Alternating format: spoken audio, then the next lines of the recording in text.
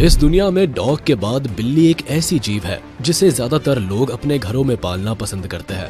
वहीं इस दुनिया में कई ऐसे लोग भी हैं जो इन छोटी बिल्लियों के अलावा बाघ और तेंदुए जैसे विशाल जानवरों को पालने के क्यूरियस रहते हैं, लेकिन इन जानवरों के खतरनाक स्वभाव के कारण ऐसा संभव नहीं हो पाता है। यूएस वैज्ञानिकों ने पालतू बिल्ली और अफ्रीकन सर्वल कैट के मिक्स ब्रीड से एक हाइब्रिड बिल्ली को विकसित किया था और इन दोनों बिल्लियों के मेल से जो हाइब्रिड बिल्ली तैयार हुई थी वह दिखने में वाकई बहुत खूबसूरत और आकर्षक थी। इसे आगे सवाना कैट नाम भी दिया गया।